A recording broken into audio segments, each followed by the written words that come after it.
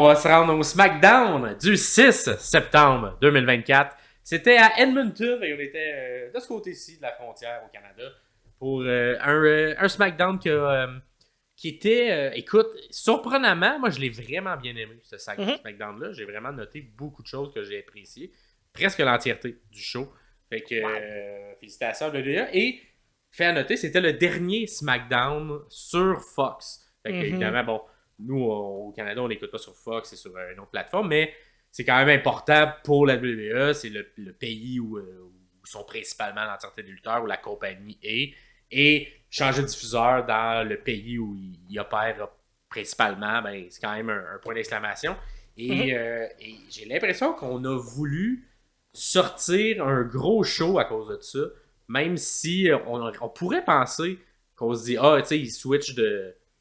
T'sais, on va tout garder pour la semaine prochaine, mais non, j'ai vraiment l'impression que le mot d'ordre qui a été donné dans les coulisses, c'est gars, c'est ça, on leur laisse pas un goût amer de nous perdre, mais juste un let's go, merci de nous avoir accueillis pendant 5 ans, puis là on part, et vous allez avoir un maudit bon show pour notre dernier. Fait que ça a commencé avec un classique, un segment d'ouverture avec Cody Rhodes. Fait que là, bon, t'as un bon 5-6 minutes de chansons, les gens sont contents, du bon cheap pop au début. Et là, bon, évidemment, Solo vient l'interrompre parce que c'est un classique, hein, et on vient de finir Bash and Burden, fait que Roman Gallagher vient le confronter, et c'est Solo qui vient le confronter.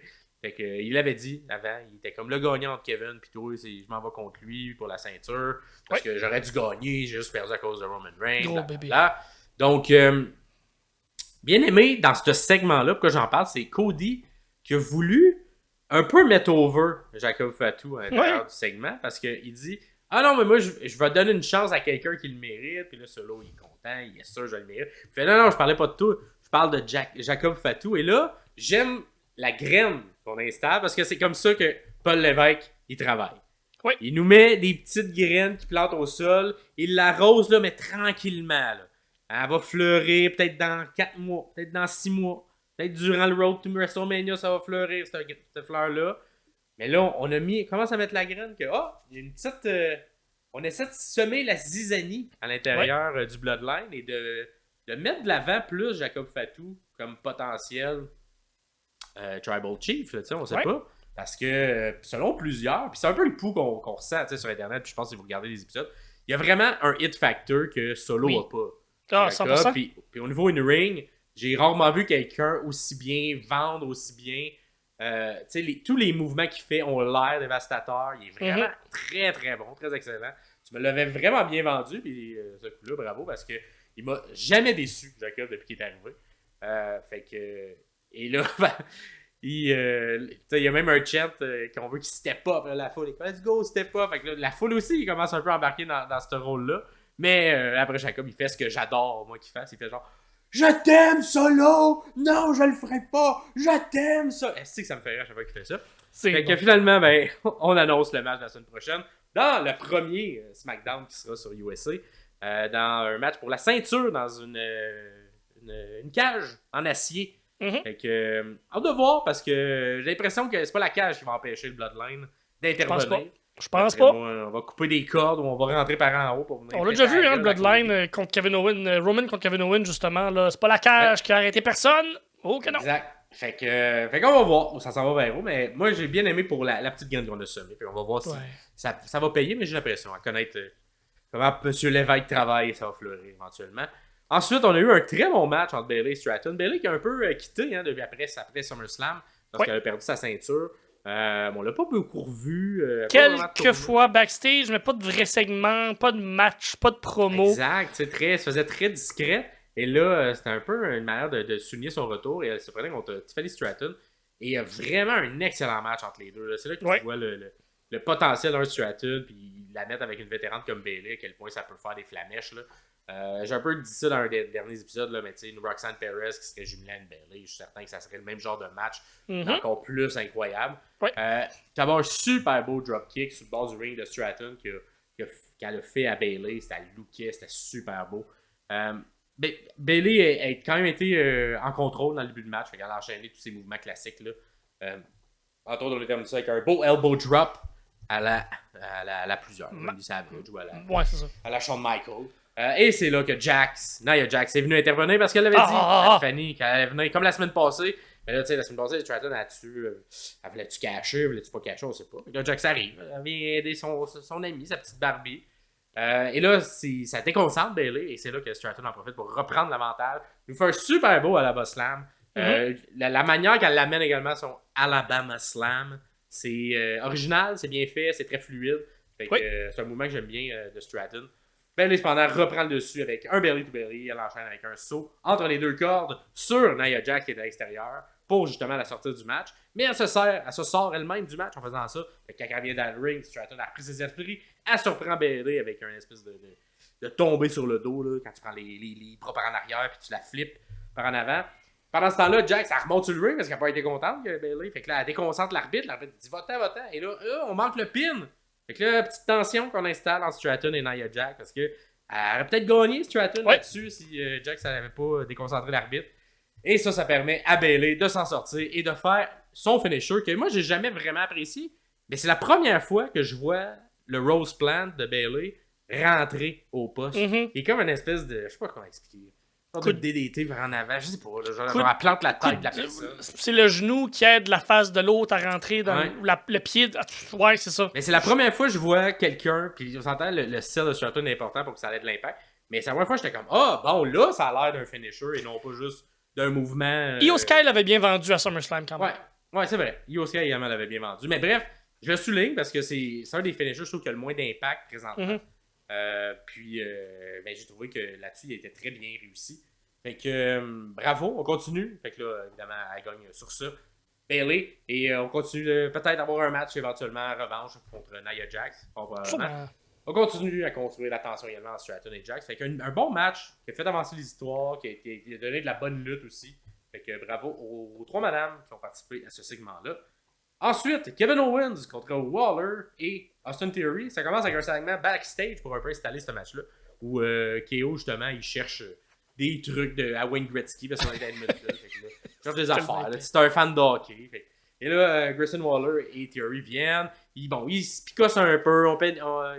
KO, il met un peu d'huile sur le feu en disant vous êtes-tu vraiment une vraie équipe? Gamou puis Cody, on s'est frappé puis on s'est battu, mais on a encore des amis. Pas sûr que vous autres, ça tiendrait à la route. Fait que, on va faire un match à trois chemins là, tantôt. Là. On va voir si votre équipe est si forte que ça. Il invente même une citation de Wayne Gretzky pour convaincre les deux. Il dit Wayne Gretzky disait tout le temps ça, il convainc ça avec des three-way. Fait que c'est un peu niaiseux, un peu absurde. On repart avec la ceinture de Edmonton. C'est un peu bizarre. Là. Je comprends pourquoi on veut le faire. Parce qu'on c'est un deal qu'ils ont eu. Là. C'est ça. C'est de leur deal, c'est de la merch. Mais à un moment donné, je garderais les ceintures pour les vrais champions. On dirait que ça enlève un peu d'Ova si t'es capable d'acheter une ceinture du Canadien de Montréal. Même si on va faire les séries. T'sais. Ouais, comme si ça t'intéresse pas d'acheter une ceinture du Canadien de Montréal. Maximum. Quand ils gagneront, je le ferai. Sinon, avant ça, ils seront champions, ils vont mériter une ceinture. C'est ça, ils méritent pas que je me promène avec une ceinture pour eux autres. Le match en tant que tel, écoute, dans l'entrée, on a Corey Perry, qui était un ancien du Canadien de Montréal, justement, mais qui jouait pour les Oilers d'Edmonton la saison dernière, et qui est aux abords du ring avec son enfant. Fait que, tu sais encore le petit deal entre la ville. Et c'est bien de faire ça, parce qu'au Canada, le joueur de hockey, c'est eux les vraies vedettes, là, comme les joueurs de football aux États-Unis. Et bravo la WWE de faire un peu du cross-promotion de cette manière-là. Puis on est dans la saison morte au hockey, fait que c'est le bon moment. Ouais, j'ai l'impression que TKO a beaucoup à faire là-dedans, puis sont excellents. Peut-être fanatique également, parce que c'est un peu un lien entre les deux compagnies. Également la merch de la NHL. Fait que, oui, fanatique, c'est des deals qu'ils ont ils sont rendus gros, hein? C'est très gros. Fait que là, Waller, il arrive avec un gilet des Panthers de la Floride. Bouh! C'est eux autres qui ont battu Edmonton. Fait que du bon cheap heel pour commencer. Gros début de match intense. KO prend le dessus, un peu surprenamment, envers les deux. Cannonball vers l'extérieur. Place Waller à travers une table. Puis là, on s'en va à la pause. Puis là, c'est un petit peu dommage parce qu'on aurait peut-être dû garder ce segment-là pour pas la pause. Parce que quand on vient, on fait nous le montrer comme un petit coin en haut, qu'est-ce qui s'est passé à travers la pause. Ils l'ont repartagé par la suite sur les réseaux sociaux, fait qu'on a pu le voir en plus gros. Mais t'as Corey Perry, qui était aux abords, que justement on a présenté avant, qui tenait, ça c'était Grayson Waller pendant que KO le frappait avec ton petit drôle, ça. Qui capotait, qui était bien... qui trouvait ça cool, il trouvait son père cool là, de faire ça avec Kevin Owens. Fait que j'aurais peut-être mis ce segment-là à la télé plutôt que juste le mettre en petit coin dans la pause. On poursuit par la suite le match. KO, là, ça devient de plus en plus difficile, hein, le 2 contre 1. On avance. Ben, c'est ça. C'est pas vraiment un three-way, c'est plus un match 2 contre 1 rendu là. Ouais, c'est ça. Fait que le Theory, il fait son rolling blockbuster, là, son espèce de super beau mouvement. Et là, Waller, il revole un peu après ça. Puis là, Waller, il est comme, hey, gros, je vais aller piner Kevin Owens. Fait que là, Theory, il est comme, qu'est-ce que tu fais? C'est mon mouvement, c'est mon move, c'est moi qui ai le droit de vous pin. Fait qu'on défait le pin, encore, on continue de construire la petite tension entre l'équipe, construit l'histoire. Là, pendant que les deux méchants s'ostinent, mais là, KO, il revient un peu. Il reprend du mieux. Fait que là, on s'en va sur la troisième. Il s'assoit sur la troisième, mais là, tu le sais, on le sait tous. Pas capable de faire un suplex à Kevin Owens, un superplex. Impossible. Fait que là, Waller s'essaye, ça marche pas. Un rolling swanton. Ensuite, Theory dans l'autre coin, il s'essaye, ça marche pas non plus. Fait une espèce de Fisherman Buster. Par la suite, on revient dans le ring, enchaîne avec un stunner sur Theory et un magnifique sell de Theory. Il vend toujours bien. Il est tellement bon, Austin Theory, pour faire des beaux sells comme ça. Et on enchaîne le tombé. Et surprenamment, victoire dans un genre de match handicap de Kevin Owens. Fait que, un peu contre toute attente, mais ça dure pas longtemps parce qu'après, il y a le beatdown des méchants. Mais oui. Les méchants sont bien contents de leur coup. Ils vont même un peu braguer après en backstage en disant qu'ils sont la meilleure équipe que j'ai jamais eue, même s'ils viennent de perdre le match. Ça, c'est un petit peu bizarre, ce truc-là. Mais bref, j'ai bien aimé, moi, ce match-là pour construire l'entièreté. Puis je trouvais ça sympathique. Puis voir aussi KO. Tu sais, c'est le genre de personne KO qui est bon, quand le rythme il est un peu intense. Mais à la WWE, c'est moins ce style-là. Mais là, quand tu le mets en 2 contre 1 où les deux sont contre lui, ben, il n'y a pas le choix de tout le temps être une des deux personnes qui se fait frapper. Fait oui. Lui, il est là tout le long du match. C'est ça. Fait que c'était vraiment... on dirait que ça ressortait tout ce qui est bon. Ouais, puis j'aime qu'on capitalise aussi sur la chimie qu'il y a entre Waller et Kevin Owens, qui de facto est aussi avec Austin Theory, on s'entend. Fait que j'aime qu'on capitalise là-dessus, puis que sans que ce soit c'est une vraie feud, mais sans que ce soit une feud soulignée à gros traits, on est capable de les faire travailler un contre l'autre pour sortir des beaux moments comme ça. Fait que très très bien, très intelligent. Et mon pif, là vous le savez peut-être parce que nous on l'a pas encore vu, SmackDown qui vient de passer vendredi dernier. Bon, on est vendredi après-midi, là, juste pour vous dire. Là. Fait que moi j'ai l'impression que ça sera pas 2 contre 1 longtemps. Après moi, un petit retour de Monsieur RKO va venir faire un petit match 2 contre 2 avec cette équipe-là. Et peut-être concrétiser enfin la destruction de cette équipe de méchants. Fait que, on va voir. C'est ce que mon nez me dit, moi. D'après moi, Kevin Owens ne restera pas longtemps tout seul avec cette rivalité-là. Par la suite, j'en ai un peu parlé au début, mais on fait une vidéo résumé de SmackDown à Fox. J'ai vraiment trouvé ça classe de la part de la WWE. Grave et Michael Cole qui remercient tout le monde. C'est vraiment bon. Tout le monde qui est à l'extérieur, derrière la caméra, la production, les gens de Fox qui font la publicité, tout ça. On prend le temps de les remercier, puis on fait un beau récapitulatif de tous les beaucoup d'images avec le Thunderdome aussi, parce que c'était un gros moment pour eux. Ça a été une grosse année quand même, qui était un peu invraisemblable pour tout le monde. Ouais. Fait qu'il y a un beau geste de la WWE. Je sais pas si... En tout cas, j'ai pas de souvenir dans Live Vince si on aurait fait ça. Mais j'ai pas l'impression que c'est non plus Triple H, mais j'ai l'impression que M. Khan, qui dirige maintenant les opérations avec les diffuseurs, sait que, gars, tu sais jamais la vie. Hein, dans 5-10 ans, on va peut-être revenir sur Fox. Fait que faut aussi bien partir en bon terme. Puis je trouvais que c'était vraiment une belle manière de le faire. Et bref, bravo à la WWE là-dessus. Ensuite, une belle construction de LA Knight, Hayes et Andrade. J'ai bien aimé ça parce que, évidemment, on installe le match. On a eu un super beau montage de leur rivalité entre Carmelo Hayes et Andrade avant ça. Et par la suite, LA Knight, les deux viennent un peu demander à ce que le gagnant, en tout cas, c'est ce que j'ai compris, moi, c'est ce qui s'était sous-entendu. Le gagnant de ce match-là, que vous avez vu, mais qu'on n'a pas encore vu, qui va être ce soir pour nous, va peut-être avoir une chance au titre de LA Knight. Si ça se finit pas clean, peut-être que ce sera un triple threat. On sait pas. Là, nous, on sait pas ce qui s'est passé.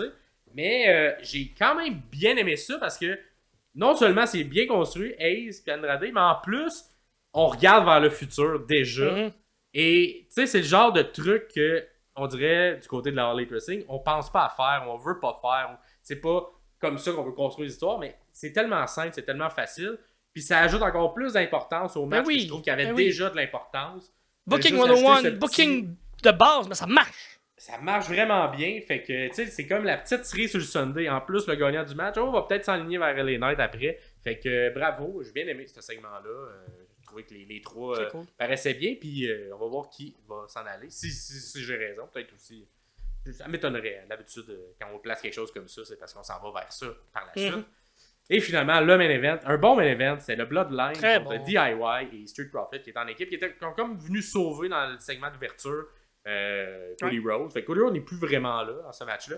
Fait que DIY et Street Profit viennent un peu défendre le côté de Cody Rhodes. Gros match, rempli de beaux spots. C'était vraiment un rythme effréné. Il y avait une séquence dans le milieu où Dawkins et Gargano commençaient à faire des mouvements en équipe ensemble. C'était sympathique, c'était bien fait. Gros superplex vers l'extérieur de Ciampa en haut de la troisième corde qui pogne Tamatonga puis qui le pitch vers tout le monde qui est à l'extérieur. C'était super bien fait également.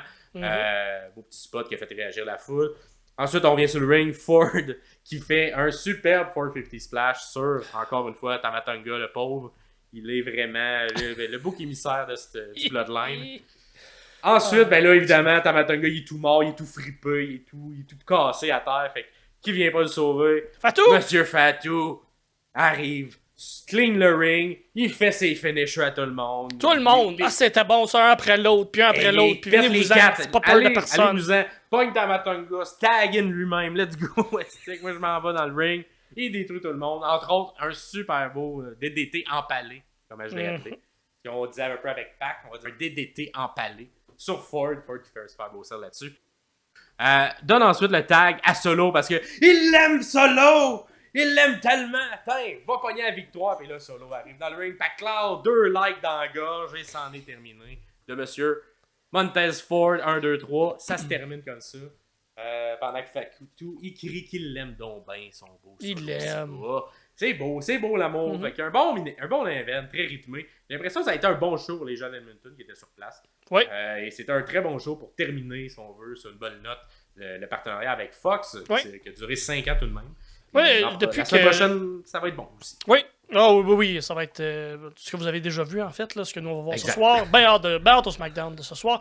Ouais. Montez Ford, depuis que Bob Lashley n'a plus de contrat, depuis qu'il est parti avec MVP pour aller monter le Hurt Business ailleurs, sous un autre nom, j'imagine. Ouais. Montez et Dawkins qui sont revenus avec leur ancienne gimmick. Et Montez Ford qui prend un pin à ce moment-ci. Je pense qu'on est en train de tranquillement préparer un push en solo, en simple pour Montez Ford. Un push qu'on attend depuis le dernier 3 ans, bien évidemment, mais que je crois mériterait d'être poussé. Souvent, avant d'avoir un gros push vers le haut, on retourne vers le bas. Fait que peut-être que de manger ce genre de pin-là pour finir le SmackDown... Je pense que ça pourrait être le début segment quelque chose de saison-là qui va se terminer à Survivor Series, d'après moi, effectivement. On va voir par la suite si vers le road, on aura peut-être une trajectoire plus ascendante du côté de Montez Ford. Ou pour l'équipe au complet peut-être aussi. Oui, peut-être pour l'équipe également. Je pense que ça serait plus intéressant de monter l'équipe pour ensuite faire la séparation. Je pense que oui. À voir, on s'en va vers où avec ça. Mais tu sais, les ceintures par équipe sont pas beaucoup défendues. Hein. Ça fait longtemps qu'on les a pas vues, les ceintures par équipe. De la WWE masculine, fait que maintenant il faudrait peut-être ramener ça au programme tranquillement pas vite, fait que ça pourrait être des bons aspirants. Fait que ça termine ce SmackDown du 6 septembre, un bon SmackDown que je vous conseille. Et